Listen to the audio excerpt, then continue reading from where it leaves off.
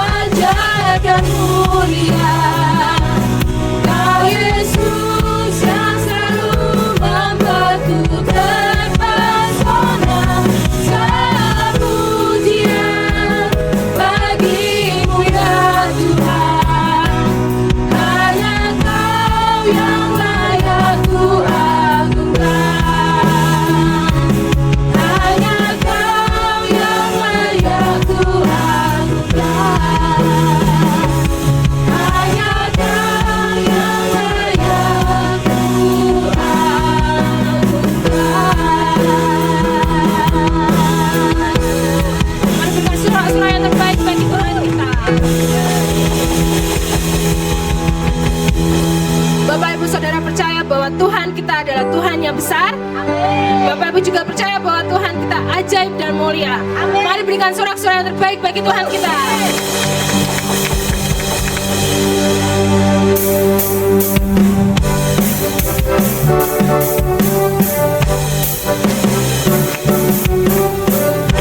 Raja Maha Besar, mari datang menyembah Dia. Tuhan Raja Maha Besar,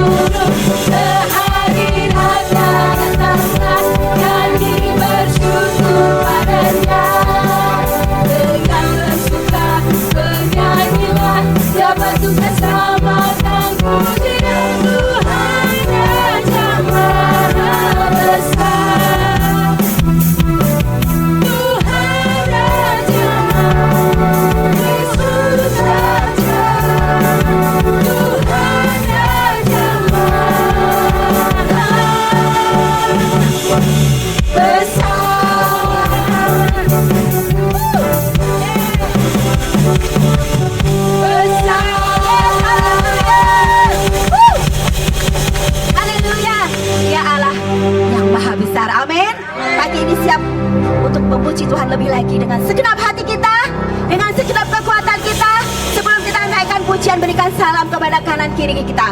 Haleluya. Tuhanku maha besar. Yes.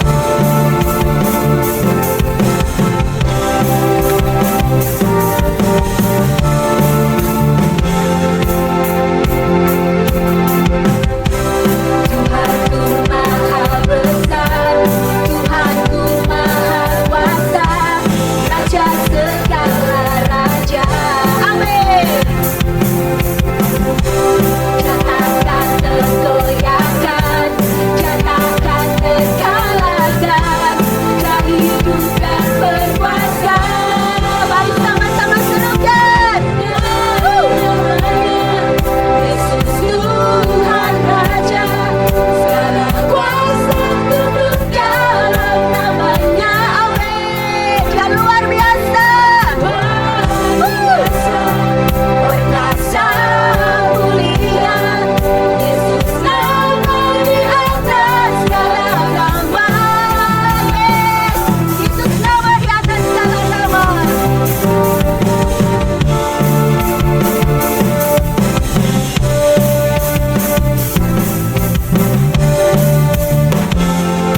Sama-sama katakan, Tuhanku maha besar, Tuhanku maha kuasa, Raja segala raja. Amin. Dia Allah yang tak tergoyahkan. Katakan terkalahkan, dia hidup dan dia berkuasa. Amin. Namanya Yesus Tuhan Raja, segala kuasa tunduk dalam namanya.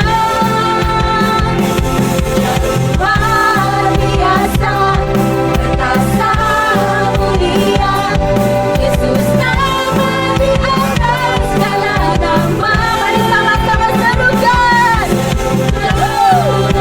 Yes. Yesus Tuhan Raja, segala kuasa tunduk dalam namanya. Amin. Luar biasa, dia berkata. Amin. Nama di atas segala nama. Yesus nama di atas segala nama. Dia Allah kita yang berkata. Amin.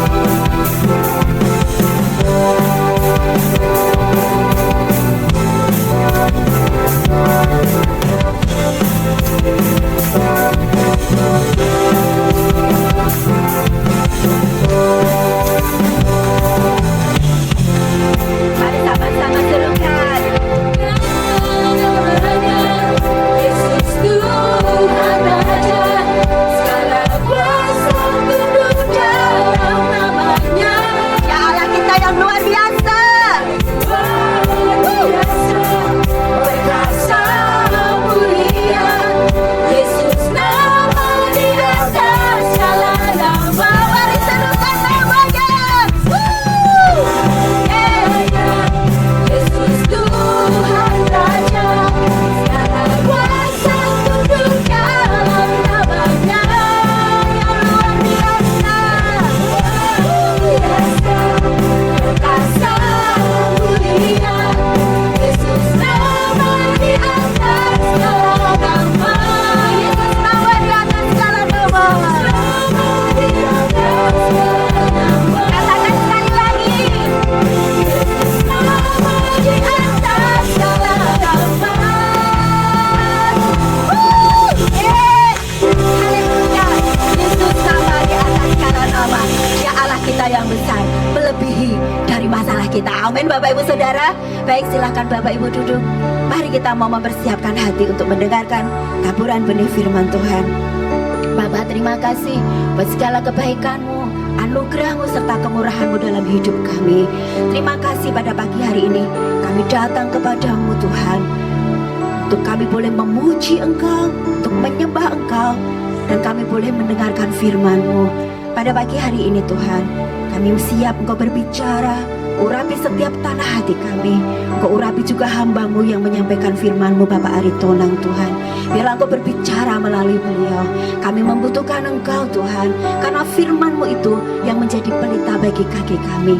Firman-Mu itu yang menjadi kekuatan di dalam hidup kami. Sebab Engkaulah pengharapan kami satu-satunya Tuhan. Engkaulah kekuatan kami satu-satunya. Engkaulah segalanya dalam hidup kami Tuhan.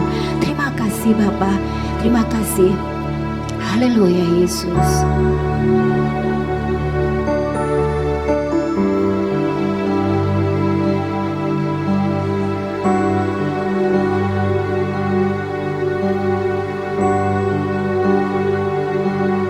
Ku hidup karena percaya Kau yang berjanji setia, pengharapanku selalu ada di dalam-Mu.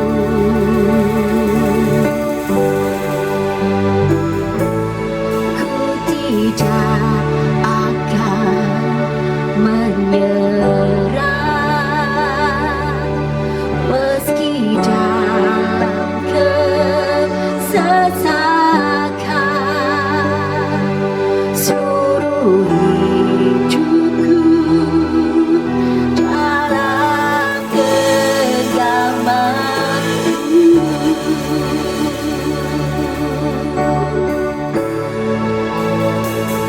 Aku punya Tuhan yang besar, yang telah berjanji dan sanggup menggenapi. Imanku bersepakat percaya kuasa-Nya. Ku terima sekarang kemenangan dari-Mu. Saya undang jemaat bagi duduk bersama-sama. Mari kita naikkan pujian ini dengan segenap hati kita. Ku hidup karena percaya Engkau Allah kami yang setia ya Tuhan. Setia. Makasih Yesus. Pengharapanku selalu ada di dalam-Mu. Kami tidak akan pernah menyerah Tuhan. Ku tidak akan menyerah meski dalam kesesakan. Seluruh hidupku dalam genggaman-Mu. Katakan dengan iman. Haleluya Tuhan. Aku punya Tuhan yang besar, amin, yang telah berjanji dan Dia sanggup menggenapi. Imanku bersepakat percaya kuasa-Nya. Ku terima sekarang kemenangan dari-Mu. Nyatakan dengan iman, aku punya Tuhan yang besar. Yes Jesus, besar, yang telah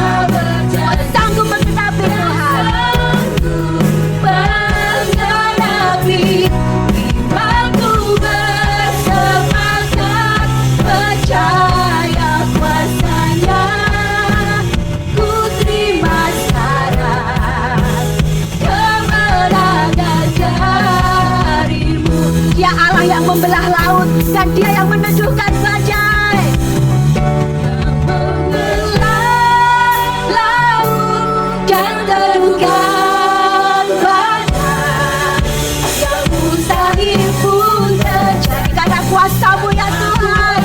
Amin juga. Yes, hidupku yang buka jalan bagiku, Kau membuat mujizat terjadi. Katakan sekali lagi, yang mengalah laut dan teduhkan badai, yang mustahil pun terjadi karena kuasa-Mu yang pegang hidupku, yang buka jalan bagiku, Kau membuat mujizat terjadi. Katakan, Kau membuat mujizat terjadi. Kau membuat mujizat terjadi. Sekali lagi katakan, Kau membuat mujizat terjadi.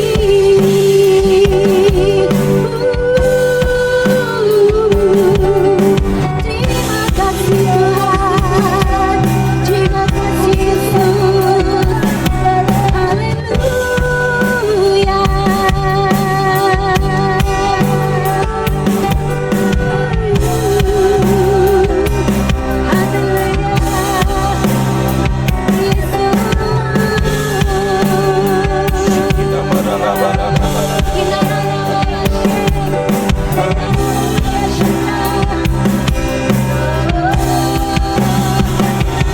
Besar Allahku, nyanyikan besar Allahku, selamanya besar, ajaib Yesus. Mari semua katakan besar, oh besar. Amin, amin. Allahku besar, Allahku selamanya besar, selamanya besar dan ajaib Yesus. Mari lebih kuat, lebih keras, nyatakan Dia besar, besar. Amin, amin. Allahku, semua nyanyikan Dia besar, Allahku selamanya besar dan ajaib Yesusku. Sekali lagi, oh Engkau besar, besar Allahku. Benar nyanyikan besar Allahku, ya selamanya besar dan ajaib Yesusku. Selamanya, selamanya besar, selamanya besar dan ajaib Yesus. Sekali lagi katakan selamanya besar, selamanya besar dan ajaib Yesus. Amin, amin, amin, amin, amin, amin, amin. Haleluya. Engkau Tuhan kami besar, bahkan lebih besar dengan segala apapun. Itulah Tuhan yang kami tinggikan, yang telah selamatkan kami, yang telah memberkati kami, yang telah membawa kami sampai kami ada di sini hari ini. Bukan karena kuat kehebatan setiap kami, tapi hanya karena kebesaran-Mu lah yang Kau telah nyatakan dan yang telah Kau buat dalam hidup kami. Sungguh kami bangga, sungguh kami kagum. Kami punya Tuhan yang besar, yang dahsyat dan ajaib. Terima kasih Tuhan. Dan biarlah pada kesempatan saat ini Engkau nyatakan lagi, Engkau buat lagi kebesaran-Mu di dalam setiap pribadi lepas pribadi kami, supaya oleh kebesaran yang Kau buat dalam hidup kami semakin terpesona, kami semakin terkagum, kami semakin terheran-heran, kami semakin takjub kepadamu. Dan itu akan membuat kami semakin bergairah di dalam mengikut Engkau dan melayani Engkau. Sebab kebesaran-Mu, keajaiban-Mu selalu nyata terjadi dalam hidup ini. Terima kasih Bapa, sekarang berfirman kepada kami. Berikan kepada kami apa yang dunia tidak bisa berikan. Buat kepada kami apa yang dunia tidak bisa buat, supaya kami boleh melihat kembali betapa benar Engkau dahsyat dan ajaib. Kami tahu Tuhan Engkau ada di sini. Walaupun kami tidak melihat Engkau, tapi kami percaya berkata, Tuhan Engkau ada di sini. Engkau menilik, Engkau melihat, mengerti setiap pribadi lepas pribadi kami. Dan kami berharap Tuhan dengan keberadaan-Mu di tengah-tengah kami, Engkau memberikan pertolongan dan jawaban atas kami. Sehingga ketika nanti ibadah ini selesai, lalu kami semua bersama-sama tinggalkan tempat ini, kami pulang, semua kami membawa berkat Tuhan. Berfirmanlah dalam nama Tuhan Yesus Kristus. Haleluya. Katakan amin, amin, amin.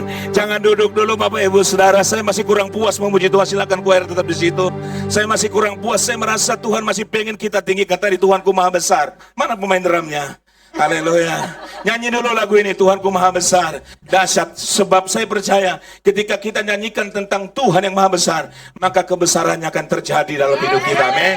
Amin. Itu yang saya percaya Tuhan selalu sediakan buat kita dalam setiap ibadah. Saya sudah pernah bilang, apa sih esensi ibadah? Esensi ibadah adalah Allah hadir dalam ibadah untuk menyatakan dirinya yang hebat itu kepada semua orang yang datang dalam ibadah, supaya semua orang yang datang dalam ibadah mengalami Tuhan, Pak. Amin. Mengalami Tuhan dan mengalami kedahsyatannya, sehingga kalau orang datang dalam ibadah mengalami Tuhan, dia pulang dengan sukacita. Dan dia bilang, hari Minggu kok lama sekali ya, dia pengen lagi saudaraku datang. Amin.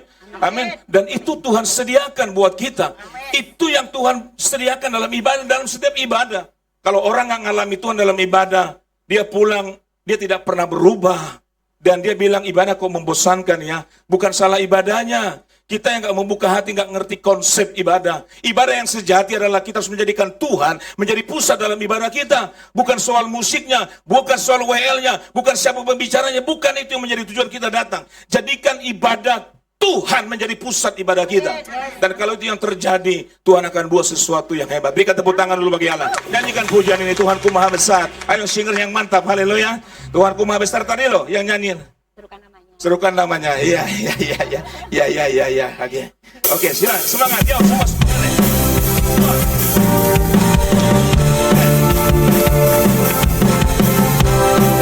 Kita mau nyanyikan tentang Dia yang besar. Tuhanku Maha Besar. Tuhanku Maha Besar, Tuhanku Maha Kuasa, Raja segala raja. Amin, amin, amin. Dia takkan tergoyahkan, dia takkan terkalahkan. Dia hidup dan berkuasa. Semua serukan namanya. Yesus Tuhan Raja segala kuasa.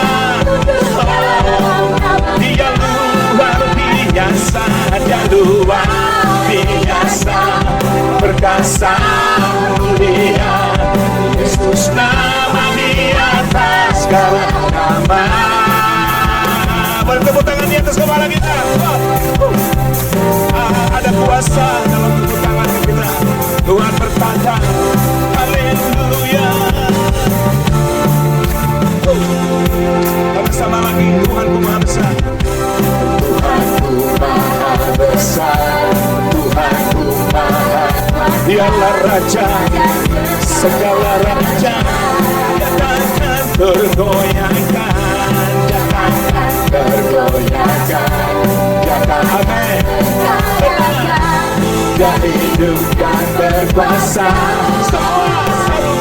Serukan namanya. Yesus Tuhan Raja segala segala kuasa. Sebab Dia luar biasa, perkasa mulia. Yesus nama lagi serukan namanya. Yesus Tuhan Raja segala kuasa. Yes, sebab Dia luar biasa.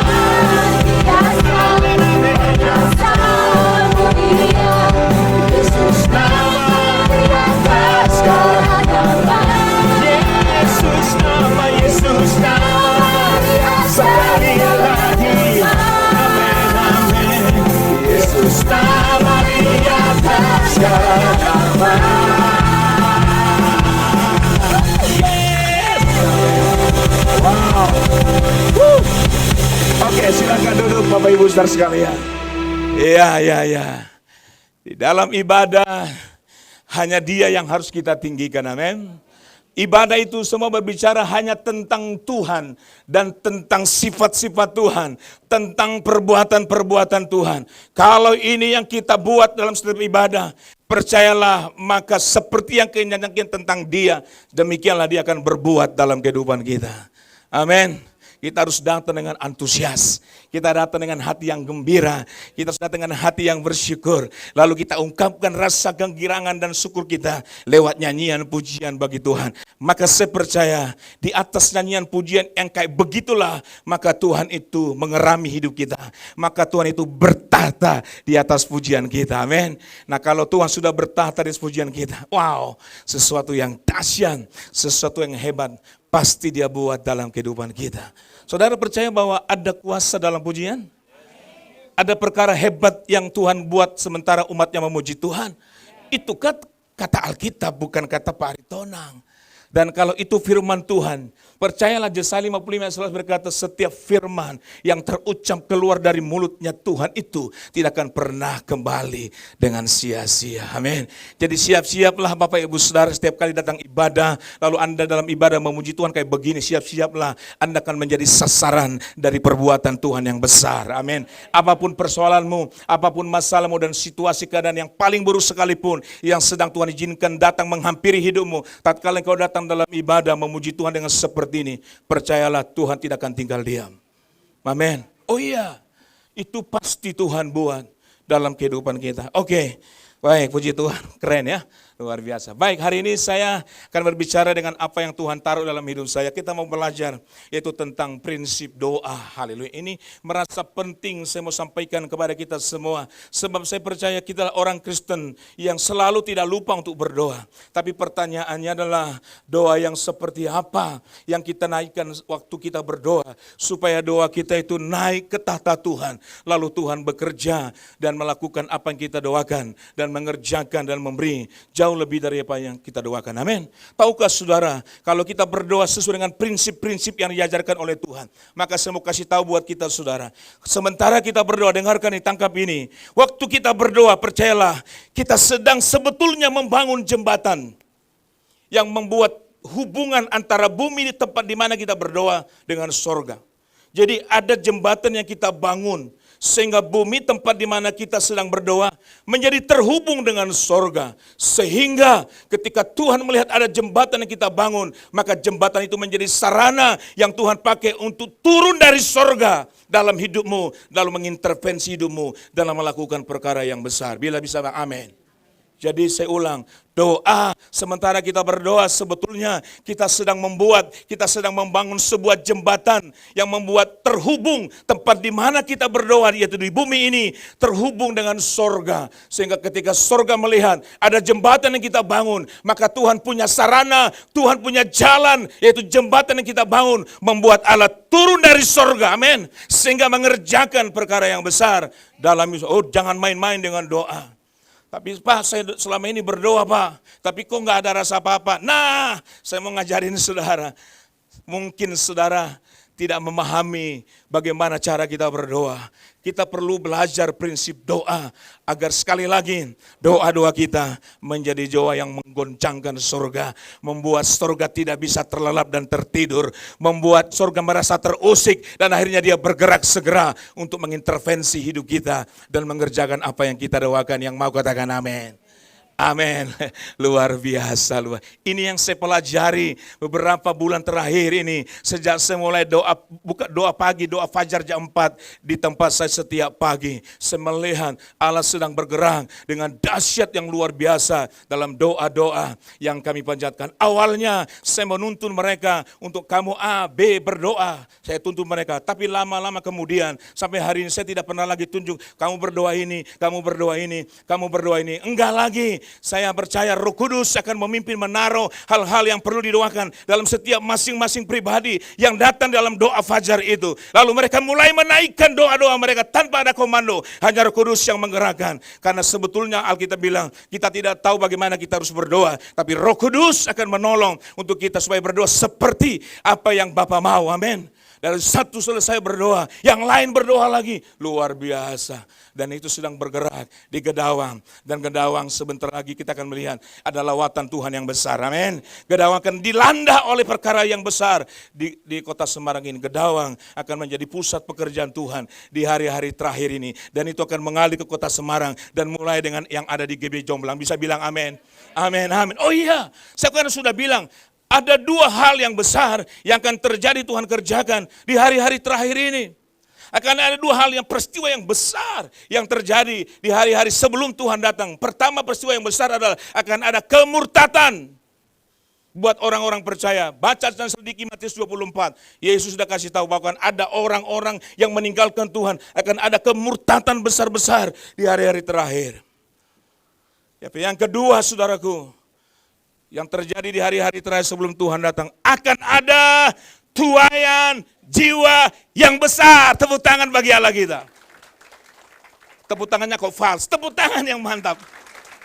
Saya berdoa, yang kedua ini yang terjadi di tempat ini. Bukan yang pertama yang terjadi. Tidak ada di antara saudara yang murtad tinggalkan Tuhan karena berbagai alasan-alasan yang terjadi. Tapi saya berdoa biar yang kedua, di Gedawang akan terjadi tuaian jiwa besar-besaran. Amin. Ini yang saya yakini saudaraku. Karena bukan saya buat-buat, tapi itu Alkitab bilang kok. Baca dan selidiki kitab Wahyu pasal 14. Ayunkanlah sabitmu katanya. Sebab tuaian tersedia begitu besar. Supaya dengan sabit yang ada dalam tanganmu, engkau dapat menuai jiwa-jiwa yang besar di hari-hari terakhir ini. Amin. Itu sebabnya saya perlu memberitahukan kepada kita prinsip-prinsip ini supaya kita bisa berdoa seperti apa yang Tuhan mau dan cara-cara bagaimana kita berdoa. Lalu kita berdoa seperti apa yang Roh Kudus mau kita doakan. Saya mulai dengan Matius pasal yang ke-6 ayat 9. Ini kan Yesus ngajarin ya. Alkitab berkata begini, karena itu kamu harus berdoa begini. Yesus ngajarin dikatakan, Bapa kami yang di surga, dikuduskanlah namamu. Saya sambung dulu, nanti kita akan bahas ini. Saya akan satu ayat lagi, kita akan sampai ke sini. Matius 7 ayat 11. Firman Tuhan berkata, Yesus juga yang ngomong. Yesus bilang begini, jadi jika kamu yang jahat tahu memberi pemberian yang baik kepada anak-anakmu, apalagi Bapamu yang di surga. Boleh baca bersama-sama 2-3. Ia akan memberikan yang baik kepada mereka yang meminta kepadanya. Amin. Yesus bilang kalau kita berdoa meminta kepada Bapa di surga, maka Bapa di surga akan memberikan yang baik buat setiap mereka yang meminta kepadanya. Amin. Saudara mau supaya semua doa permintaan kita, Bapa di surga memberikan yang baik buat kita? Amin. Aminnya kok enggak semangat sih? Aminnya kok fals? Amin. Kalau bilang amin artinya jadilah seperti itu bagiku gitu. Itu artinya amin kan. Jadi kalau kita dalam ibadah, dalam berdoa harus semangat. Harus antusias. Ada orang berdoa dulu ada tren kata-kata bilang mari kita datang dalam doa semalam suntuk katanya. Kita berdoa semalam suntuk katanya. Jadi datang sih dalam doa semalaman, tapi suntuk dia dalam doanya itu. Gak boleh. Kita datang tapi kita suntuk, ngantuk-ngantuk, lemah dan sebagainya. Enggak. Kalau kita datang dalam doa, kita harus datang dalam antusias semangat. Doa orang benar apabila dengan yakin didoakan besar kuasa. Doa orang benar itu katanya artinya adalah kata bahasanya doa yang datang dengan antusias. Itu dia. Maka doa yang begitu maka doanya dikabulkan Tuhan. Jadi kalau saya bilang amin, bilang yes, amin. Amin. Jangan takut suaranya jadi hilang. Wah suaraku Pak, sayang besok aku mau nyanyi jadi eman-eman. Jangan dong. Masa sama Tuhan eman-eman? Kalau Tuhan eman-eman buat kita selesai hidup kita. Tuhan itu sudah berikan semuanya buat kita. Supaya kita boleh diselamatkan. Dan kita orang-orang yang percaya diselamatkan juga harus belajar memberikan semuanya buat Tuhan. Amin. Apa yang kita buat Tuhan tidak pernah Tuhan abai. Dan biarkan begitu berlalu saja, enggak. Tuhan selalu memperhitungkan apa yang kita buat Dia. Semua Alkitab bilang, jerih lelahmu sekecil apapun, termasuk dalam pelayanan ini. Kalau engkau lakukan, berikan buat Tuhan, Tuhan jamin tidak sia-sia. Haleluya. Jadi kalau buat Tuhan, jangan eman-eman. Amin. Haleluya. Wah lumayan, tambah mantap. Dan ke depan akan semakin lebih mantap. Saudara yang dikasih Tuhan, saya mau bagi kepada saudara 3 prinsip tentang doa. Karena Yesus mengajarkan, Bapa kami yang di surga. Itu berbicara tentang apa? Bapak Ibu Saudara, yang pertama, doa yang kita naikkan harus dilandasi, dibangun dengan dasar sebuah pemahaman dan pengertian yang disebut dengan doa adalah relasi dengan Tuhan. Amin. Amin. Jadi apa yang menjadi dasar kita untuk berdoa Bapak Ibu Saudara adalah relasi yang kita bangun dengan Tuhan. Hubungan yang kita bangun dengan Tuhan sehingga kita memiliki keintiman dengan Tuhan. Baru setelah itu kita menaikkan doa-doa. Ibu Bapak dan Saudara, berbicara tentang Bapa, itu berbicara tentang gambaran hubungan antara anak dengan Bapa yang begitu dekat. Amin. Makanya kita bisa panggil dia Bapa karena kita punya keterikatan secara spiritual, secara rohani yang begitu luar biasa sehingga kita bisa memanggil dia menjadi Bapa. Itu gambaran dari sebuah hubungan antara anak dengan Bapa. Kita bisa bilang apa saja tentang doa. Mau doa apa? Doa malam, doa semalam, apa saja. Bapak Ibu Saudara, mungkin kita pandai berkata-kata, merangkai sebuah kalimat-kalimat dalam doa kita dan bisa panjang begitu rapi luar biasa. Bahkan juga mungkin kita bisa hafal tentang doa yang diajarkan oleh Tuhan tentang doa Bapa kami. Bagus.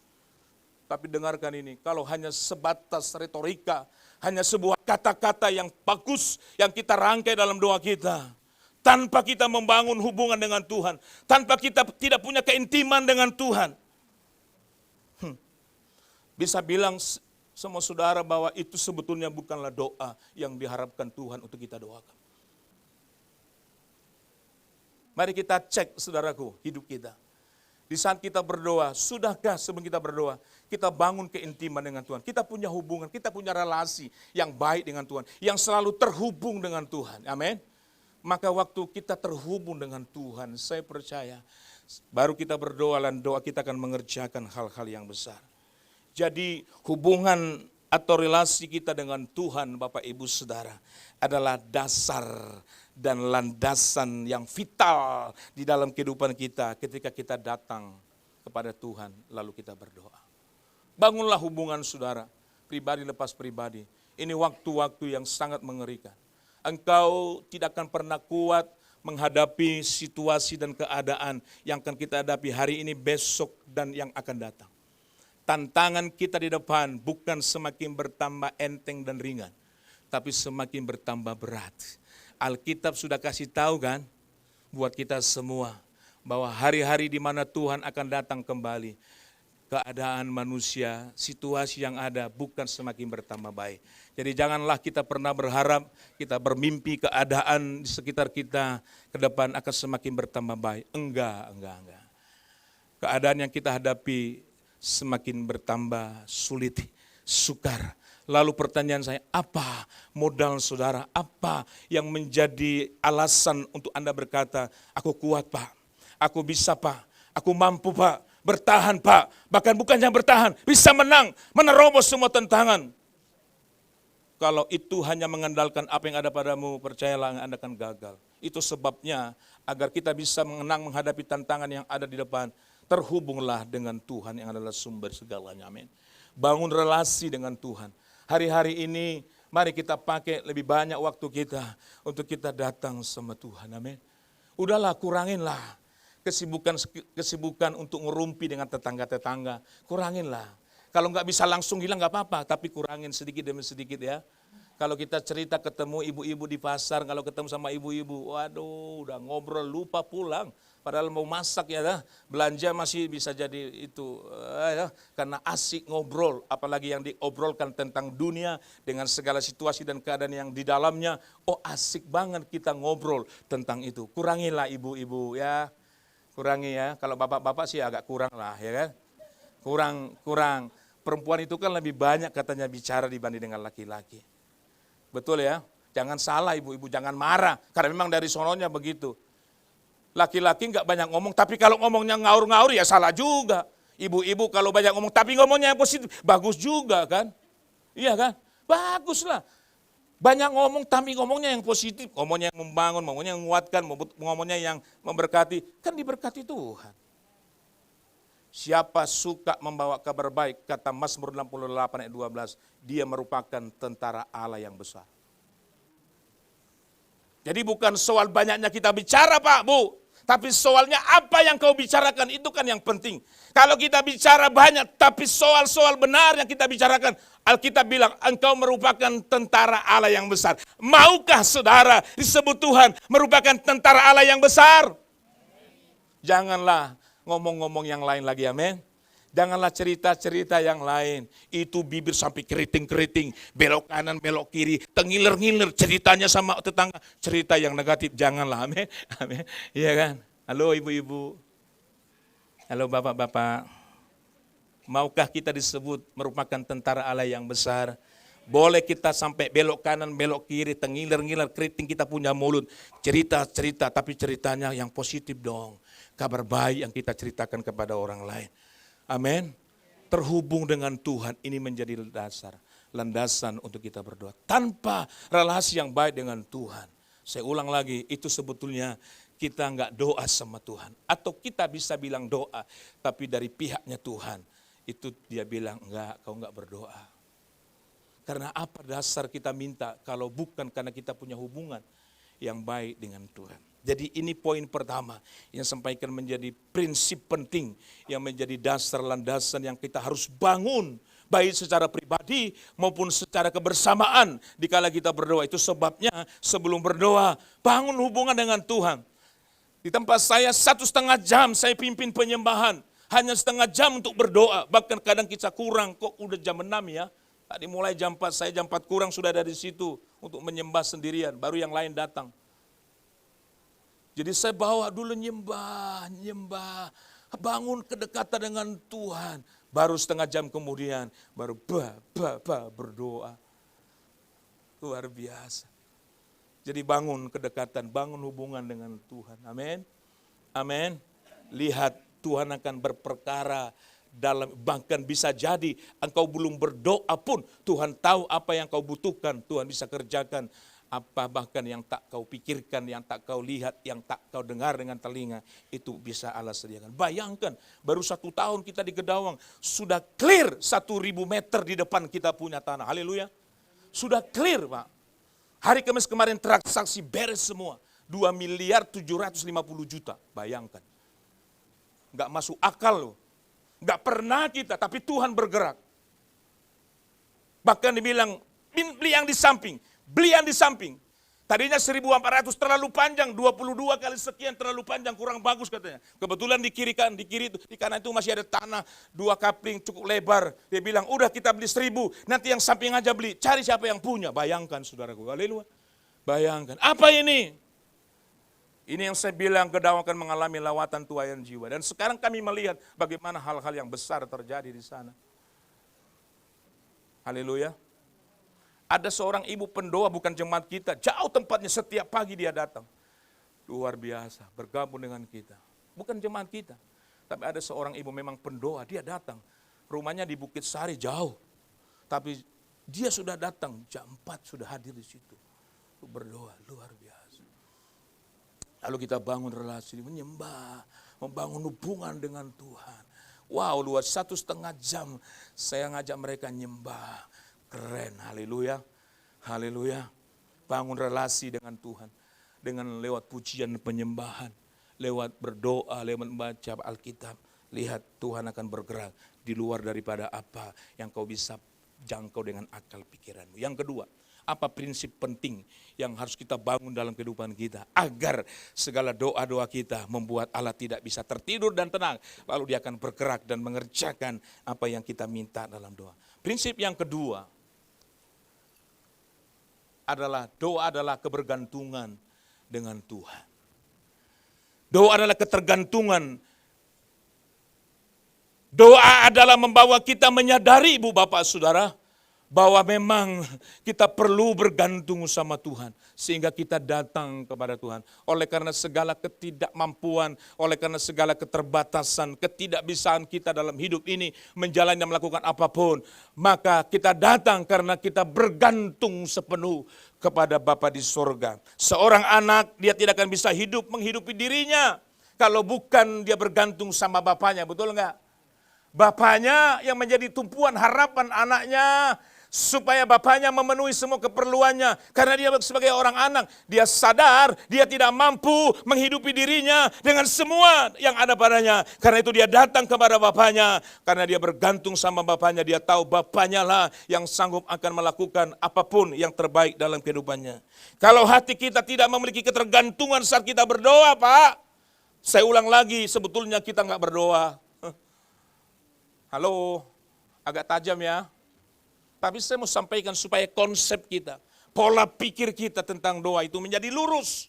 Supaya kita tidak buang-buang waktu datang berdoa, tapi kita tidak mendapatkan apa yang kita doakan. Karena kita tidak berdoa seperti yang Tuhan mau. Bagaimana sikap dan perilaku yang kita buat dalam hidup ketika kita datang dalam doa. Haleluya.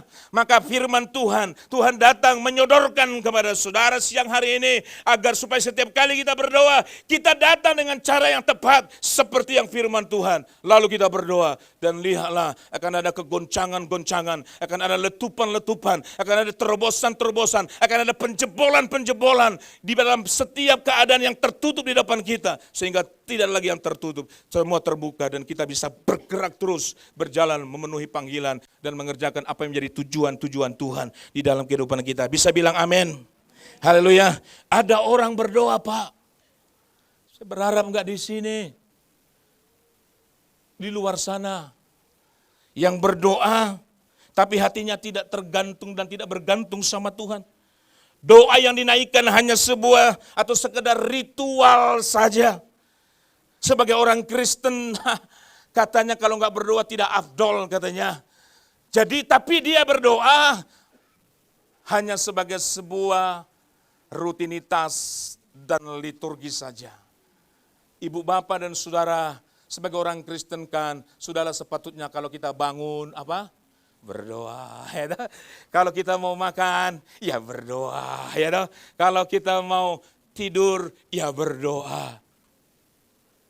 Hanya sebatas sebuah ritual dan kebiasaan belaka. Saya berharap tidak ada yang di sini yang kayak begitu. Kalaupun ada, ya mari kita insaf diri, haleluya. Ya, karena salah satu fungsi Roh Kudus dan firman adalah menginsafkan kita manusia akan segala keteledoran, ketidaktahuan kita dan kebodohan-bodohan yang kita buat. Roh Kudus ada di sini untuk meluruskan kita punya sikap hati dikala kita datang dalam Tuhan, dalam doa. Haleluya. Haleluya. Tidak ada di sini, amin. Cuman kadang ada orang yang jalan-jalan ke sini gitu masalahnya. Iya kan? Ada orang-orang yang baru datang jalan-jalan ke sini, tapi dia masih punya cara berdoa kayak begitu. Tapi yang di sini saya melihat wajah-wajah saudara enggak kayak begitu kayaknya ya. Amin. Coba lihat sebelahnya. Berdoa enggak dengan cara-cara liturgi rutinitas. Enggak. Mulai ibadah, doa. Saya itu setiap ibadah, Kamis, Minggu sejak mulai 1,5 jam saya sudah duduk di sana lalu menyembah. Belum ada orang datang. Sampai hari ini konsisten. Jadi semua orang datang udah merasakan hadirat Tuhan. Kala Ari Tonang sudah ada duduk membangun hubungan menyembah Tuhan. Jadi orang mulai berdoa tidak lagi menjadi sebuah kebiasaan rutinitas. Tapi sadar kita berdoa karena kita memiliki ketergantungan dengan Tuhan. Haleluya, haleluya. Saya percaya Bapak Ibu saudara yang kasih Tuhan, sikap kebergantungan kita kepada Tuhan ini akan menunjukkan tingkat pengertian dan kesadaran di dalam diri kita. Bahwa yang pertama kita, kok macet? Tadi enggak. Tolong klik bantu kawan. Masih multimedia masih bekerja sama dengan saya? Masih Tuhan bisa berfirman lewat multimedia, amin. Loh kok mati? Sikap kebergantungan kita dengan Tuhan akan membawa satu pengertian dan pemahaman tentang diri kita. Bahwa yang pertama, kita tidak bisa hidup tanpa Tuhan. Berangkat dari kesadaran bahwa kita tidak bisa hidup tanpa Tuhan, itulah yang membuat kita datang lalu kita bergantung sama Tuhan. Engkau harus mengerti Bapak Ibu Saudara dan kita harus sadar bahwa hidup kita ini rapuh Pak.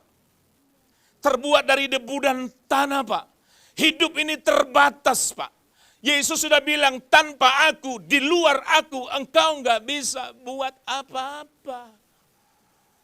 Mari kita sadari siapa kita. Jangan berpikir, oh saya hebat Pak, saya rajin ibadah Pak, saya punya pengalaman Pak, punya A, B, C, D yang saya bisa harapkan dan andalkan untuk menolong saya menghadapi situasi. Ya ampun, ampun kok iya kan, iya kan. Emang orang lain enggak terbatas? Emang semua yang ada padamu yang kau miliki tidak terbatas? Terbatas Pak. Kita ini enggak punya apa-apa. Kita ini terbatas. Loh, kok udah sampai? Udah akhir? Wih, mau selesai kita ya? Udah mau selesai? Apa kalau saya tak selesai kan? Tapi masih kurang ya? Dan waktunya juga masih panjang lah. Lalu mau kemana sih kita? Lebih baik kan 1 hari dalam rumah Tuhan kan? Daripada kita di tempat lain. Kan itu Alkitab bilang. Yang pertama, oleh karena kita sadar Pak, Bu, kita ini tidak bisa hidup tanpa Tuhan. Pahami ini, sadari siapa dirimu. Engkau rapuh, engkau terbatas. Dia yang tak terbatas. Itu sebabnya kita perlu datang, bergantunglah sama Dia. Amin, amin. Engkau tidak hebat Pak. Engkau enggak bisa Bu, hadapi situasi yang berat ke depan. Yang kedua, kita menyadari bahwa kita perlu Tuhan. Amin. Amin. Itu tanda orang itu punya cara pandang tentang dirinya dan tentang Tuhan. Sehingga dalam kesadaran tentang diri kita dan tentang siapa Tuhan, itulah yang mendorong kita, yang mempush kita, yang membawa kita sehingga mau tidak mau kita bergantung sepenuh kepada Tuhan. Sikap ketergantungan akan Tuhan itulah yang membawa kita datang sama Tuhan, amin. Karena kita sadar, aku gak bisa hidup tanpa Tuhan. Aku sadar bahwa saya perlu dan butuh Tuhan dalam hidup kita. Yang berikutnya, kita sadar bahwa tanpa Tuhan kita tidak bisa berbuat apa-apa. Tadi saya sudah sampaikan. Yang terakhir, kita sadar bahwa Tuhan adalah sumber kehidupan kita. Amin. Oh iya, Tuhan itu sumber Pak.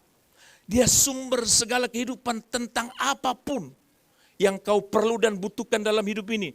Dia Tuhan sumber dari semua apapun yang kita perlu. Kalau demikian kita mengerti tentang siapa Tuhan Allah sumber, kita enggak perlu bingung Pak.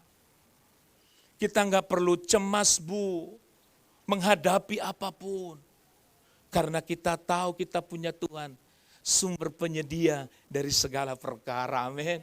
Wow, enggak ada lagi alasan buat kita untuk kita bengang-bengong menghadapi keadaan. Karena kita merasa kita tidak bisa berbuat apa-apa lagi mengatasi keadaan. Jangan dong, ayam bengung 3 hari mati Pak. Ya jangan bengang-bengong mendengarkan situ. Pajak naik 12%. Boom! Ini akan terjadi. Boom! Kita dengar, kita stres, bengang-bengong, nggak tahu lagi. Saya ulang, ayam 3 hari bengang-bengong mati Pak, mati. Jadi jangan bengang-bengong, amin. Apapun keadaan peristiwa tentang ekonomi, politik, apa saja, tentang situasi yang sangat mengerikan hari-hari ini, nggak perlu kita tahu ada Tuhan yang menjadi sumber, amin. Sumber perlindungan kita, sumber kekuatan kita, sumber penghiburan kita, sumber segala sumber adalah Tuhan. Amin. Dia sudah menyediakan semuanya buat Aritonang sejak bertobat 35 tahun yang lalu, tanggal 4 bulan 8 tahun 90, nggak pernah lupa itu. Sejak itu saya baca Alkitab, saya ketemukan Tuhan sumber, nggak pernah Aritonang takut menghadapi apapun. Betul, saya diajarin Tuhan, dituntun Tuhan sampai hari ini. Saya ngerti siapa. Memang hidup ini ngeri-ngeri sedap Pak. Saya mengalami di Semarang ini jalan kaki berkilometer, malam-malam dari Penggaron ke Pucang Gading. Setiap hari Rabu malam, karena saya punya persekutuan di depan Isal Masih Dr. Cipto itu, yang ada pohon kelengkeng 212 itu besar dulu, persekutuan itu. Itulah pertama pelayanan saya di Semarang. Dari hanya keluarga, lalu menjadi besar, jadi persekutuan. Jadi saya tinggal di Pucang Gading, hari Rabu kita pelayanan, pulang malam jalan ke Bangkong, naik naik omprengan kan. Oh ada ojek Pak, tapi saya nggak punya duit untuk bayar ojek. Jadi dari Penggaron setiap Rabu malam saya jalan kaki. Jauh ya Pak, tahu ya Pucang Gading? You know Pucang Gading? Di mana dia letaknya? Dari Penggaron setiap Rabu malam Aritonang jalan Pak. Jalan sendirian. Akhirnya Tuhan berkati dengan sepeda ontel, haleluya. Akhirnya bonceng istri, bonceng anak setiap hari Rabu ke persekutuan. Setiap hari Rabu, bonceng istri, bonceng anak, naik sepeda ontel Pak. Padahal orang dulu sukses Pak sebelum bertobat. Aritonang sudah mencapai puncak kesuksesan Aritonang sebelum bertobat. Aritonang dulu termasuk orang yang hebat sebelum bertobat. Dulu sebelum bertobat ditangkap Tuhan, saya punya penghasilan 4 juta 1 jam di Jakarta, tahun 80, bayangkan. Aritonang sudah sampai di puncak kesuksesan apapun, Aritonang sudah alami sebelum bertobat. Anak muda di Jakarta, keren dulu, berpenghasilan 4 juta 1 tahun, tahun 80, sekarang 1 bulan, 1 jam, 4 juta 1 jam. Aritonang sudah berpenghasilan dulu sebelum bertobat. Itu profesi saya, penghasilan saya. Tapi justru sedang di puncak karir saya, wah Tuhan tangkap saya dan bertobat. Tanggal 4, 8, 90. Saya sudah nikmati kenikmatan dunia ini. Anak muda rajin ke gereja HKBP, ikut muda-mudi. Oh, kalau saya datang gonta-ganti mobil Pak di Jakarta, anak muda merantau, Jakarta, orang Batak merantau naik gonta-ganti mobil, ikut ibadah anak muda. Kalau saya datang itu cewek-cewek nongkrong semua di pangkuan saya.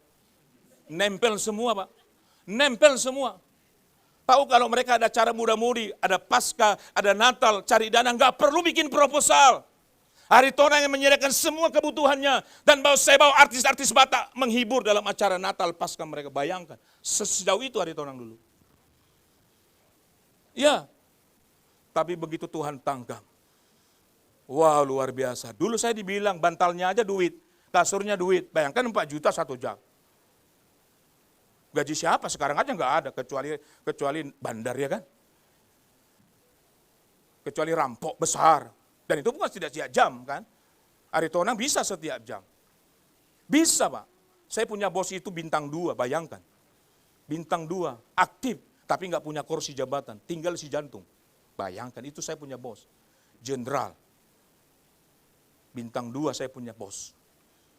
Jadi kalau barang masuk ke si jantung, set 4 juta. Haleluya. Masuk barang, set 4 juta. Itu dulu Aritonang Pak, keren. Apalagi yang saya tidak, yang saya inginkan nggak bisa, saya bisa Pak. Saya bisa.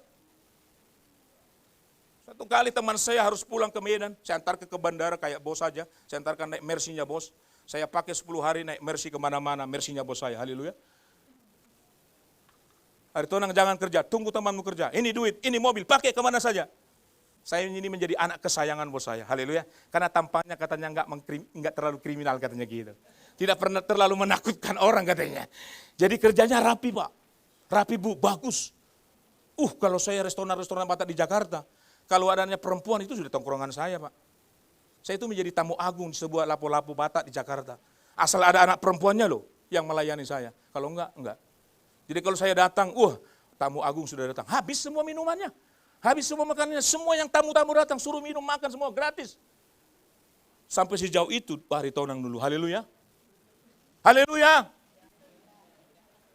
Tapi apalah artinya kesuksesan dalam hidup, tapi berujung kepada kebinasaan. Tuhan cinta sama saya. Tuhan datang dalam hidup saya.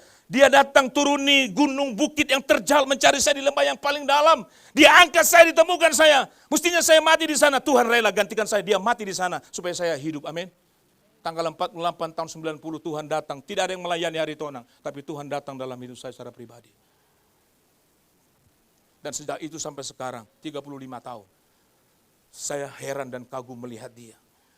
Dan saya sadar kalau bukan karena dia tidak mungkin. Dan saya terus pegang ketergantungan hidup akan Tuhan. Memang ngeri-ngeri sedap tadi saya bilang. Kadang sebentar kita makan dan istri saya. Nanti siang belum tentu ada yang saya harus makan. Karena nggak punya apa-apa.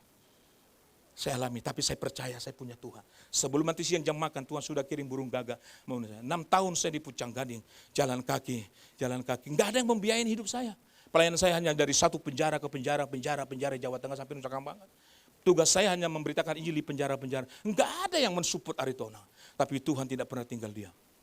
Amin. Pagi saya tinggalkan rumah, makan pagi, nanti siang nggak tahu harus makan. Saya tetap pergi ke Gedung Pane, naik angkut Damri dari Pucang Gading, turun di Ngalian. Tahukah saudara, saya pulang di bis Damri selalu bilang, Bapak Aritonang ya? Iya, Tuhan suruh saya, dia turun. 6 tahun sebelum saya bergabung dengan GB tahun 2000. Setiap saya nggak punya jalan kaki dari persekutuan tersebut ke Jalan Pangkung malam. Nanti besok pagi saya harus nggak ada makan lagi apa-apa. Tapi saya nggak pernah khawatir. Jalan kaki sementara. Ada orang panggil malam-malam. Pak tunggu Pak. Bapak Aritonang ya. Tuhan suruh saya kasihkan dia. Dia pergi. Kasih duit. 6 tahun Pak. Saya hidup di Pucang Gading. Belum lagi waktu saya di Cawas ya, kita baru nikah tahun 93 Januari. Saya hidup hanya dengan iman. Bergantung sama Tuhan. Tapi Tuhan pelihara. Memang ngeri-ngeri sedap. Memang betul, saya diuji. Apakah dengan semua keadaan itu kita banyak teman-teman di Semarang ini, dokter-dokter hebat-hebat, teman saya pelayan di penjara, orang-orang hebat. Dia bilang, Pak Aritonang, apa-apa yang kau butuh, ngomong sama saya. Orang-orang baik Pak, termasuk Om Ho yang GKI Peterongan situ, sesepunya di situ. Banyak dokter-dokter, ini dokter Lukas ini yang ada di Sompo itu, Sidarta itu kan ada samping ada dokter tuh. Nah itu tim saya, dokter gigi itu tim saya dulu. Baik-baik sekali, yang melayani setiap hari Minggu di penjara. Bilang, kalau ada apa-apa ngomong ya Pak Aritonang, iya Pak. Tapi kan saya tahu Alkitab kan. Kalau saya ngomong sama orang berarti saya berharap, kan terkutuak saya ya. Kan Alkitab bilang gitu kan, terkutuaklah orang yang mengandalkan manusia. Oh enggak ada tuaknya ya, terkutuk toh ya. Gitu. Terkutuk, saya enggak mau. Saya tahu mereka baik-baik. Tapi saya tidak pernah, saya kalau butuh, ya saya sama Tuhan saja bergantung. Dan tidak pernah Tuhan buat saya tidak makan atau puasa karena tidak ada makanan. Istri saya, anak-anak saya naik sepeda, Ica ya. Tapi dialah orang yang bergantung sama Tuhan. Tidak pernah dibiarkan Tuhan. Amin. Haleluya. Datanglah dengan sikap kebergantungan dengan Tuhan. Jadi poin yang kedua ini perlu saya sampaikan kepada saudara. Yang ketiga yang terakhir selesai. Amin. Ya, gak usah banyak-banyak, nanti lupa. 3 hal saja. Saya bisa kasih banyak, 27 bisa. Tapi saya khawatir yang ke-26, yang pertama Anda sudah lupa. Jadi nanti Anda pulang bengang-bengong. Daripada kita pulang bengang-bengong, pulang sejahtera, cukup 3 saja, amin. Setuju kita? Bisa damai, amin. Daripada 27 saya kasih, bagaimana prinsip doa, baru 26, udah lupa yang pertama dengan 2. Apa ya? Bingung. Pulang kita bawa kebingungan, ya toh. Jadi supaya nggak pulang bingung, pulang sejahtera, cukup 3 saja.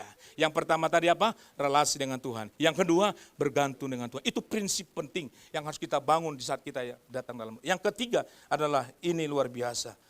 Doa adalah bukan alat untuk memaksa Tuhan untuk memenuhi keinginan kita. Oh, ibu, bapak, dan saudara dikasih Tuhan. Doa yang kita panjatkan kepada Tuhan. Kita tidak boleh datang dan menjadikan doa menjadi alat untuk mendesak Tuhan. Lalu kita mengintervensi Tuhan. Lalu kita mendikte Tuhan. Supaya Tuhan memenuhi apa yang saya doakan seperti yang aku mau. Itu yang Tuhan kerjakan. Wah. Boleh saya bilang, yang Tuhan itu bukan saudara. Amin. Coba lihat sebelahmu. Yang Tuhan itu bukan kamu, bilang. Yang Tuhan itu bukan kita, Pak. Kok kita bisa mengatur-atur Tuhan untuk menjawab doa kita seperti apa yang kita harapkan? Ini kan yang terbanyak orang lakukan. Berdoa, minta supaya Tuhan kabulkan semua permintaannya dengan begini. Ya ampun. Yang terjadi adalah ketika doanya tidak dikabulkan, dia menjadi kecewa. dia menjadi ngomel, lalu dia tidak lagi setia sama Tuhan. Katanya seperti Matius 7 ayat 11 tadi, kalau kita berdoa meminta kepada Tuhan, maka Bapa di surga akan memberi yang terbaik buat mereka yang memintanya. Tapi mana Pak? Aku sudah berdoa sekian tahun Pak. Coba cek saudaraku. Kalau itu menjadi pertanyaan saudara, mana Tuhan? Katanya berdoa, meminta pasti Tuhan. Jangan-jangan saudara berdoa menurut selera saudara, berdoa minta Tuhan untuk menjawab doamu seperti yang kau harapkan, seperti yang kau mau. Kita mendikte Tuhan. Kita memaksakan kehendak kita kepada Tuhan. Bapak, Ibu, dan saudara, ingat, doa bukan alat untuk memaksa Tuhan, untuk memenuhi semua keinginan kita. Saya berharap tidak ada di antara kita. Haleluya. Haleluya. Ini dia. Doa bukanlah cara untuk jadikan doa menjadi fasilitas untuk memaksakan kehendak Tuhan. Doa bukanlah cara untuk menuntut Tuhan agar mengerjakan apa yang kita inginkan. Tetapi doa adalah sarana dan fasilitas yang Tuhan berikan kepada kita, supaya kita dapat menaklukkan kehendak kita. Bisa bilang menaklukkan kehendak kita 2-3. Menaklukkan kehendak kita. Lalu kita menyelaraskan kehendak kita dengan kehendak Tuhan. Saya ulang ya. Tangkap ini pagi-pagi nyampaikan firman Tuhan seperti antara surga dan bumi sih. Jadi bisa, ya dong masih ingat semalam ngasih ngantung. Jadi perlu saya ulang. Doa adalah bukan memaksakan kehendak kita kepada Tuhan untuk Tuhan melakukan. Tapi doa adalah sarana dan fasilitas untuk kita belajar menaklukkan kehendak kita. Lalu kita mulai menyelaraskan kehendak kita dengan kehendak Tuhan. Kalau doa kayak begini yang kita doakan, seperti yang Tuhan mau, pas seperti yang kehendak, saya percaya apapun yang kita doakan. Mungkin saudara bertanya begini, Pak, dalam Yakobus ada cerita tentang seorang nabi yang hebat, ya toh? Nabi Elia katanya kan. Waktu dia berdoa, Pak Tuhan kabulkan Pak. Ya toh? Waktu dia berdoa minta supaya hujan tidak turun. Lalu setelah itu dia berdoa supaya hujan turun, lalu hujan turun. Pak, doanya luar biasa keren. Tapi kok doaku kok enggak? Dengar, baca ulang, teliti kembali Alkitab saudara tentang Elia, bahwa apa yang didoakan Elia adalah yang selaras dengan kehendak Tuhan. Amin. Yang seperti apa yang dikehendaki Tuhan. Itu sebabnya ketika dia berdoa, maka Tuhan mengerjakan doanya. Saya mau pastikan kepada saudara bahwa Tuhan berjanji. Masuk kita dalam Matius 7 ayat 11. Saya akan akhiri dengan ayat ini. Dikatakan, jadi jika kamu yang jahat tahu memberi pemberian yang baik kepada anakmu. Ini jaminan Tuhan Pak. Ini garansi dari Tuhan dikatakan. Kalau kita berdoa kepada Bapa di surga, maka Dia akan memberi yang baik kepada kita yang berdoa. Ini jaminan Tuhan. Amin. Tangkap ini. Bahwa Tuhan tidak mungkin tidak memberikan yang baik kepada kita ketika kita berdoa. Tuhan memberikan jaminan. Tuhan berjanji kalau kita berdoa dan meminta, Dia akan memberikan yang baik kepada kita. Haleluya. Amin. Saudara percaya bahwa Tuhan akan memberikan yang baik kepada kita ketika kita datang meminta kepadanya? Amin. Enggak Pak, enggak. Aku enggak ngalami. Justru sebaliknya Pak. Aku berdoa, Tuhan enggak berikan. Tuhan enggak jawab, Tuhan tidak mengerjakan. Saya kembali lagi bertanya, jangan-jangan mengapa Tuhan tidak memberikan yang baik kepada saudara ketika saudara datang berdoa? Jangan-jangan Anda berdoa, Anda meminta kepada Tuhan, dan Anda tidak menerima yang baik kepada Tuhan, memberikan yang baik dari Tuhan buat saudara. Jangan-jangan apa yang Anda doakan tidak seperti yang Tuhan kehendaki. Saya percaya Pak, menurut saudara baik, itu belum tentu baik. Menurut Tuhan itu masalahnya. Itu persoalannya kan. Menurut Anda minta kepada Tuhan, lalu Tuhan memberikan yang baik menurut saudara. Persoalannya di situ. Apa yang menurut saudara baik tentang jawaban Tuhan dalam dirimu, belum tentu baik menurut jawaban Tuhan buat saudara. Itu sebabnya kita perlu menyelaraskan kan. Saudara percaya bahwa apa yang kau minta kepada Tuhan dan kau berharap Tuhan berikan, itu baik menurut saudara, bahwa itu bisa jadi tidak baik menurut Tuhan? Bisa. Dan karena itu saya bisa pastikan bahwa Tuhan tidak akan memberikan. Karena itu enggak baik buat saudara. Mungkin menurut saudara itu baik, tapi menurut Tuhan tidak baik. Makanya Tuhan tidak beri. Kalau saudara berdoa, Pak, Bu, seorang pengusaha di sini berdoa supaya usaha Anda diberkati luar biasa, dahsyat, harta melimpah, luar biasa.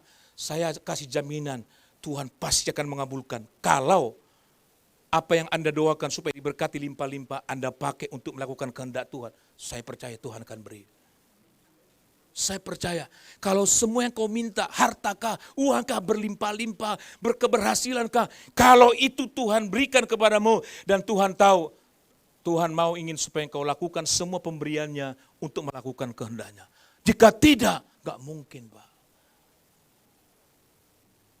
Anda berdoa, yang punya rumah kecil, supaya diberkati rumah yang besar. Anda yang belum punya kendaraan mobil, punya motor, minta supaya mobil diberikan. Saya percaya diberi. Kalau saja apa yang Anda minta, rumah yang besar engkau pakai untuk melakukan kehendaknya. Mobil yang Tuhan berikan engkau pakai untuk mengerjakan kehendaknya. Saya percaya Tuhan akan berikan. Tapi kalau Anda berdoa minta harta, uang banyak melimpah-limpah untuk kenyamanan saudara, untuk kesenangan saudara, supaya pergi jalan-jalan, healing ke luar negeri kah? Saya yakin Tuhan enggak berikan, Pak. Yang terbanyakan di situ masalahnya. Kita minta diberkati, tapi ketika kita diberkati, kita pakai berkat itu bukan untuk mengerjakan kehendaknya, tapi untuk kenyamanan kita, untuk kesenangan kita, untuk supaya kita bisa happy-happy. Jangan dong, amin. Saudara percaya Anda ada di sini karena kehendak Tuhan? Saudara percaya Tuhan izinkan kita hadir karena kehendak Tuhan di tempat ini? Kalau kita ada di sini karena kehendak Tuhan, sadarlah juga dong bahwa kita harus hidup melakukan kehendak Tuhan. Halo? Halo? Kalau kita ada di bumi ini atas kehendak Tuhan, Pak, Tuhan berkehendak kita hidup, berarti Tuhan mau supaya dalam hidup kita juga Tuhan ingin supaya kita hidup melakukan kehendak-Nya. Bukan kehendak kita, bukan kemauan kita, kesenangan kita, kenyamanan kita. Enggak lah, itu dulu Pak, amin. Bisa bilang, itu dulu. Taruh tanganmu di pantatmu, bilang begini, itu pret, amin. Ayo semua, taruh tangan di pantat saudara, bilang itu pret. Amin, itu dulu. Kita pikir kita hidup dengan Tuhan supaya kita diberkati, supaya nyaman, limpah ruah. Wah. Muda bahagia, senang-senang, sukses. Tua bahagia, senang-senang, mati masuk surga. Apa begitu? Ya toh, muda, sukses, berhasil. Tua bahagia, lalu mati masuk surga. Enggak kayak begitulah ya toh. Kadang kita mengalami kesusahan juga. Karena kita melakukan kehendak Tuhan. Haleluya. Anda bisa tangkap ini? Jadi doa bukanlah alat untuk kita bisa mendesak Tuhan supaya Tuhan mengerjakan apa yang kita mau. Tapi doa, waktu kita berdoa kita mulai menaklukkan kita punya kehendak. Lalu kita menyelaraskan kehendak kita dengan kehendak Tuhan. Yesus kan udah ajarin gitu kan dalam doa di Taman Getsemani kan. Kehendak Yesus sebagai manusia dia bilang, kalau boleh Tuhan lalukan ini cawan daripadaku. Aku gak mau kan gitu ya. Kehendaknya dia ingin bebas, dia ingin terlepas. Dari penderitaan yang dia tahu apa yang terjadi, dia ditangkap, disiksa, disalibkan dan mati sekali salib. Dia tahu, secara manusia dia bilang kalau boleh Tuhan, biarlah cawan ini berlalu. Maunya begitu, tapi dia bilang dia tutup, tapi bukan kehendakku, kehendak Tuhan. Dia menyelaraskan, biar kehendak Tuhan yang terjadi. Bukan kemauan kita, bukan kehendak kita, tapi kehendak Tuhanlah yang terjadi. Saya melihat Anda mulai tertekan ini ya. Gak apa-apa, saya akan terus menekan saudara. Supaya Anda ngerti. Supaya Anda tidak sia-sia buang-buang waktu datang dalam doa ya toh. Karena di sini kan kuat doanya. Tapi Tuhan mau mendengar doa-doamu, menggoncangkan doa-doamu. Sehingga ada sesuatu yang sedang meledak dalam hidupmu. Tuhan kerjakan untuk mendatangkan kebaikan buat kita semua. Bilang amin. Haleluya. Haleluya. Saya percaya Tuhan tidak akan memberinya. Kalau kita berdoa. Kalau itu untuk mendatangkan kebaikan menurut kita, tapi bukan menurut Tuhan. Tapi kalau kita berdoa seperti yang Tuhan mau, Dia akan memberikan kebaikan buat kita. Dan kebaikannya harus kita pakai untuk melakukan kehendak Bapa. Kita kan Alkitab bilang, aku ini bukan milikku lagi, amin. Tapi Kristus dialah sang pemilik hidup kita. Dia tebus kita. Dia jadikan kita menjadi pribadi-pribadi yang berharga dengan satu tujuan. Agar dalam hidup kita tidak lagi hidup untuk diri kita, kesenangan kita, mengejar tujuan-tujuan diri kita, mencapai kesuksesan menurut versi kita. Tapi kita hidup bagi Tuhan dan untuk mengerjakan kehendak Tuhan. Amin. Jadi pagi hari ini kita belajar 3 prinsip tentang doa. Saya percaya kalau ini kita terapkan dalam kehidupan kita, maka doa-doa saudara, lihatlah Tuhan akan buat kejutan-kejutan. Saya percaya akan ada kejutan-kejutan hebat yang Tuhan buat di tempat saya dan juga akan ada di tempat ini. Aku antusias menantikan. Saya selalu berdoa pagi hari, Tuhan buatlah lagi seperti yang dulu Engkau buat. Buatlah lagi sekarang. Seperti apa yang terjadi dilakukan oleh para nabi-nabi dalam kitab perjanjian lama. Seperti apa yang Tuhan melewat para rasul-rasul dalam kitab perjanjian baru. Bahkan seperti apa yang pernah Yesus buat dalam masa hidupnya melayani dalam dunia ini. Tuhan kan bilang, engkau juga akan melakukan hal yang sama, bahkan lebih besar. Berdoa apa yang terjadi di Soe, dulu pernah di Soe di NTT sana. Apa yang terjadi di luar negeri sana. Saya menanti-nantikan di hari-hari terakhir. Juga Tuhan buat hal yang serupa, bahkan lebih dahsyat di Gedawang. Di Gedawang. Anda kayaknya nggak setuju. Kok di Gedawang Pak? Di sini dulu. Oke, di sini dulu nggak apa-apa. Kayaknya Anda nggak setuju. Nggak apa-apa, ini iri ilahi. Amin. Iri rohani bagus.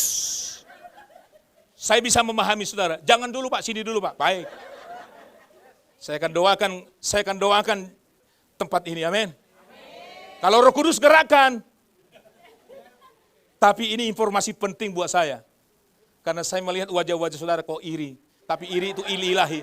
Iri ilahi, iri rohani, bagus. Kenapa mesti digerak Pak? Jomblang dulu, oke.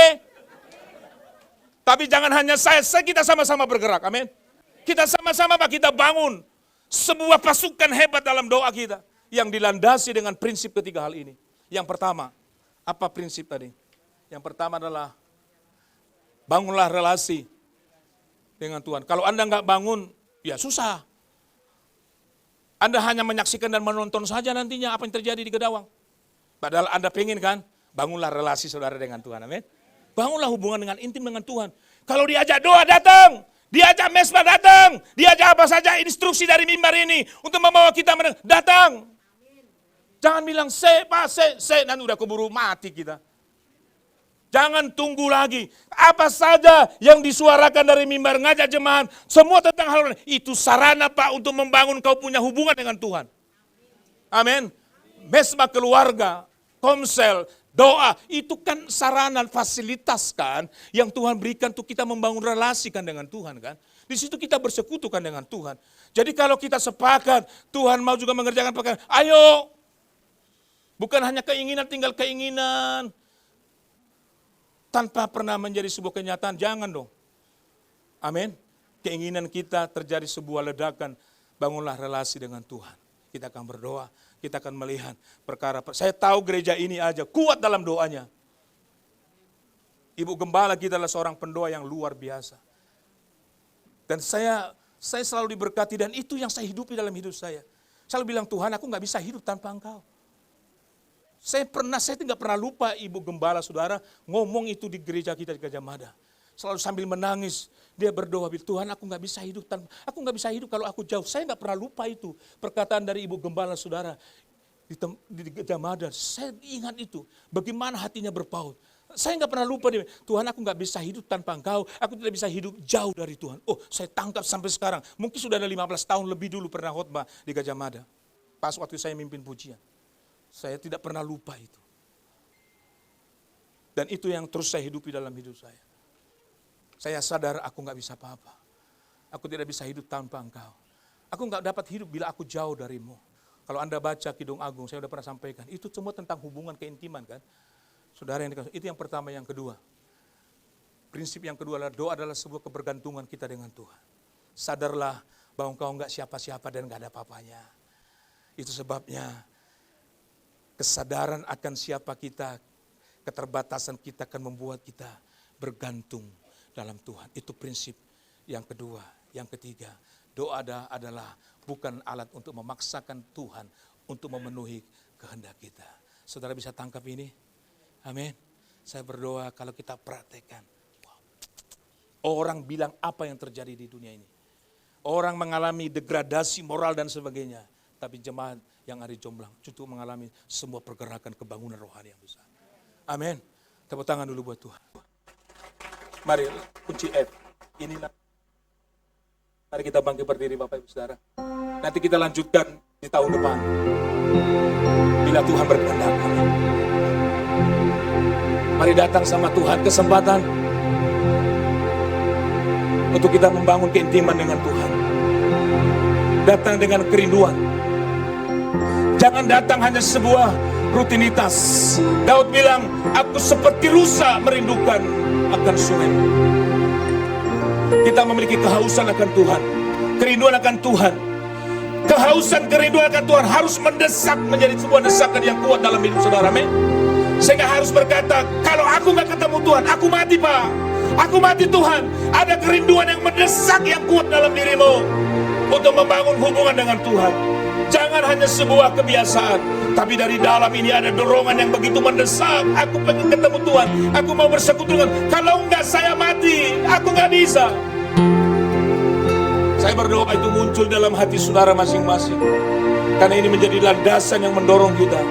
Sehingga kita datang sama Tuhan, kita akan melihat Tuhan bergerak lebih dahsyat di tempat ini. Inilah rinduku kepadamu,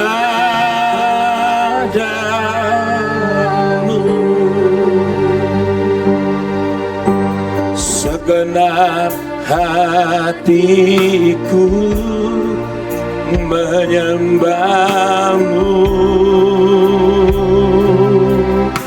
seluruh jiwaku, seluruh jiwaku memujimu, memujimu,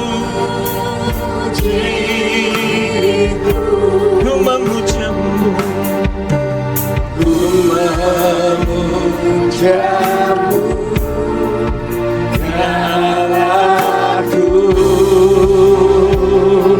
Ku berikan hatiku, amin, amin, amin. Ku berikan hatiku dan jiwaku, semuanya, semuanya bagimu. Di dalam hidupku, di setiap waktu, di setiap waktu. Nyatakan Tuhan, nyatakan jangan. Ku berikan hatiku dan jiwaku, semuanya, semuanya bagimu. Di dalam hidupku, di setiap waktu. Nyatakan jangan. Lagi sekali lagi. Ku berikan hatiku dan jiwaku, semuanya, semuanya bagimu. Di dalam hidupku, di setiap waktu.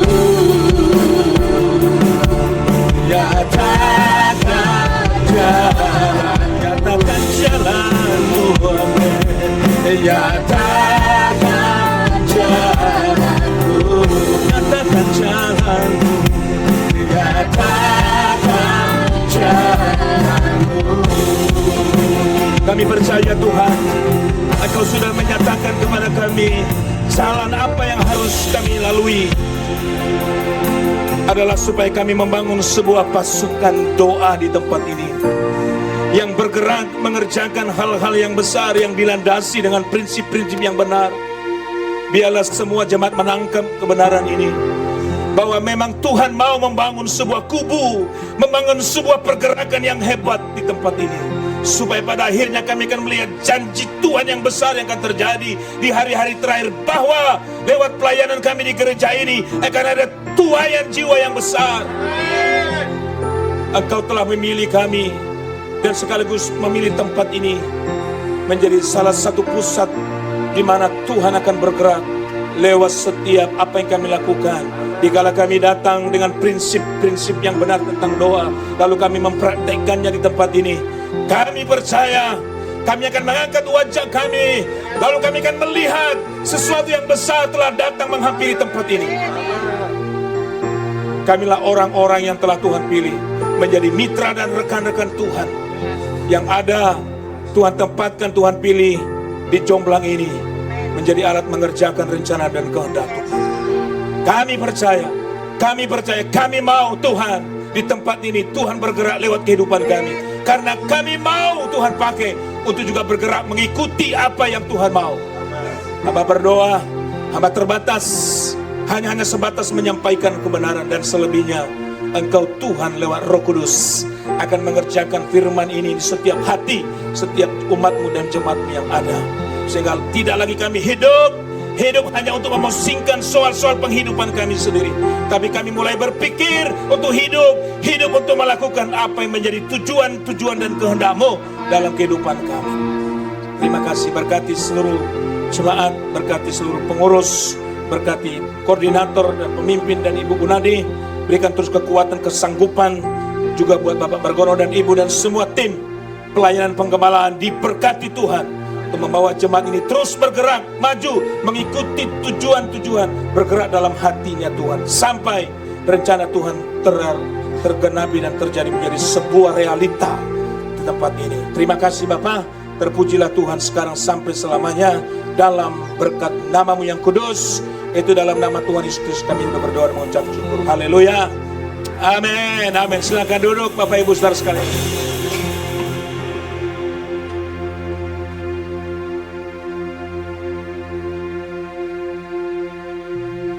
Terima kasih Tuhan atas kebenaran firman-Mu yang sudah disampaikan oleh hamba-Mu Tuhan.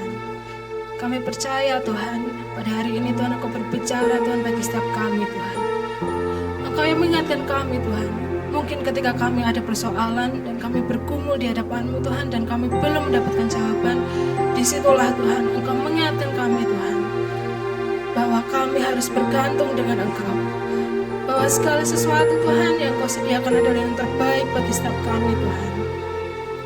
Dan biarlah Tuhan kami menjadi alat Tuhan untuk menyalurkan Tuhan kehendak-Mu Tuhan di dalam setiap kehidupan setiap kami Tuhan. Dan juga Tuhan kami berdoa Tuhan untuk hamba-Mu Tuhan, Bapak Ari Tonang, Engkau berkati Tuhan supaya pelayanan beliau Tuhan semakin Engkau pakai Tuhan, dan semakin memberkati Tuhan bagi orang-orang di sekitar Tuhan. Dan Engkau berkati Tuhan keluarganya Tuhan, Engkau buat berhasil Tuhan setiap apapun yang beliau kerjakan. Terima kasih Bapa, terima kasih. Kami serahkan Tuhan semuanya Tuhan ke dalam tangan-Mu. Hanya kehendak-Mu saja yang terjadi di dalam setiap kehidupan kami. Hanya di dalam nama-Mu kami berdoa. Amin. Shalom bagi Bapak Ibu jemaat saudara semuanya. Sebelum pengumuman disampaikan, kami menyambut bagi Bapak, Ibu, Saudara yang baru pertama kali hadir beribadah di GBI Jomblang, bisa mengangkat tangannya. Puji Tuhan. Selamat datang di GBI Jomblang. Biarlah kedepannya kita bisa bertemu bersama-sama di dalam Tuhan. Mari kita saksikan. Yang pertama ada amplop persembahan yang disediakan di setiap kursi jemaat. Dan kotak persembahannya ada di pintu keluar dan pintu masuk jemaat. Jadi bagi para jemaat semuanya yang ingin memberikan persembahan, bisa mengisi amplop-amplop yang sudah disediakan di kursi jemaat masing-masing.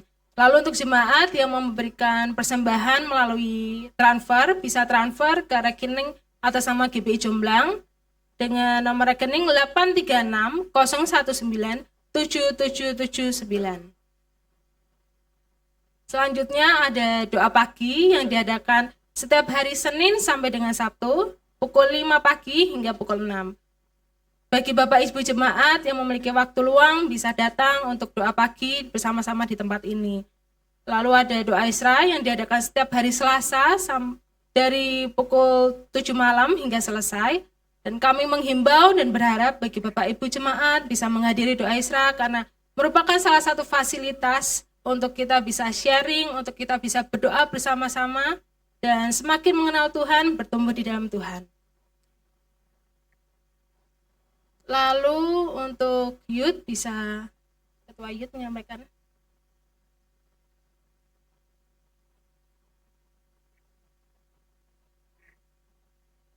Shalom Bapak Ibu Saudara sekalian.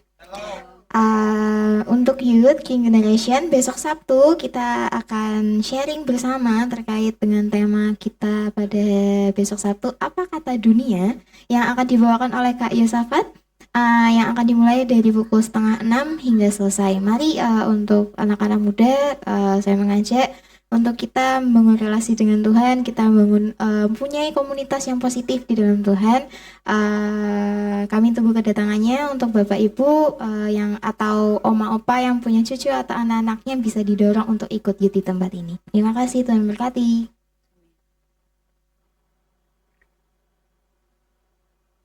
Selanjutnya ada komsel yang diadakan setiap hari Jumat dan Sabtu. Kalau hari Jumat itu diadakan di gereja GBI Jomblang ini pukul 6:30 malam ya Bapak Ibu. Kalau untuk hari Sabtu bisa di rumah Bapak Suparmin dengan dimulai pukul 6 sore. Nah, komsel ini merupakan salah satu wadah lagi untuk kita membangun bersama-sama di hadapan Tuhan dan kita membangun keintiman dan kita bisa saling menyaksikan kebaikan Tuhan dalam setiap hidup kita.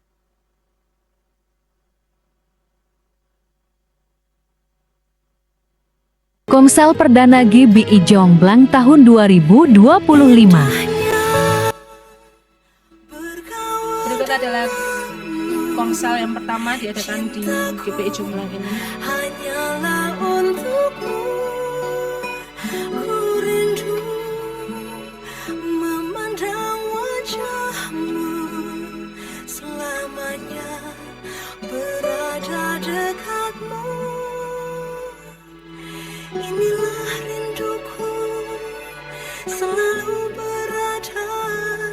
Bagi jemaat yang rindu bisa menghubungi Bapak Edi atau Ibu Inge sehingga kedepannya kita bisa komsel bersama-sama di tempat ini.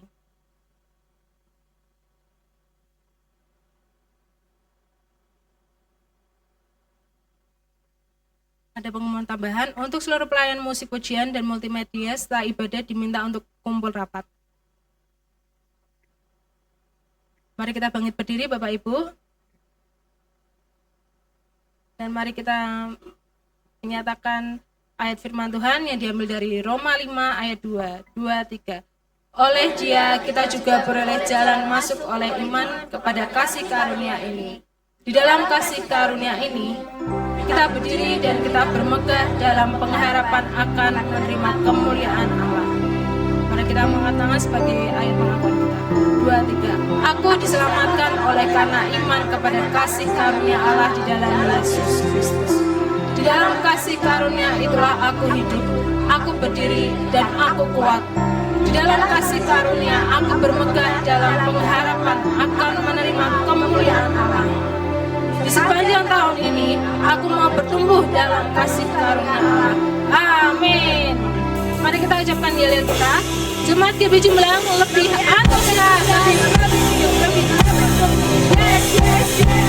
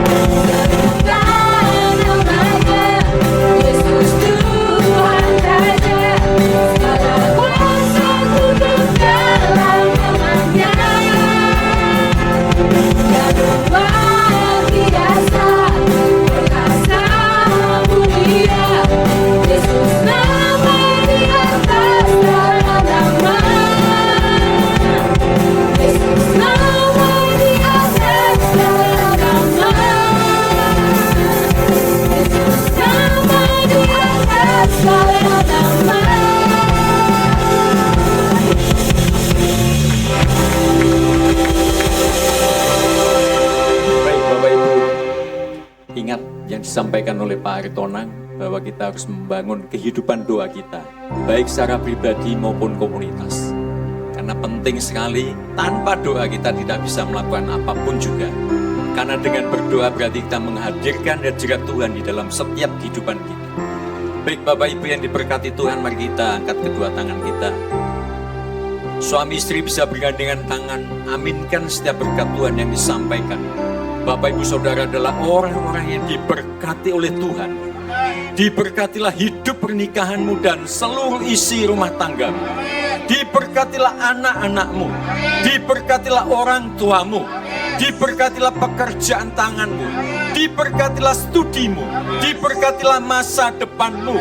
Diberkatilah kesehatanmu dan panjang umurmu. Diberkatilah keluar masukmu. Diberkatilah engkau dengan berkat yang berlimpah-limpah dari Allah Bapa, Allah Putra, dan Allah Roh Kudus, yaitu berkat di dalam nama Tuhan Yesus Kristus. Setiap kita yang sudah percaya diberkati, sama-sama katakan amin. Di nama Tuhan, silakan duduk Bapak Ibu untuk mengucap syukur ibadah kita pada pagi ini. Dan jangan lupa bawa jiwa sebanyak-banyaknya pada ibadah mendatang. Tuhan Yesus memberkati kita semua.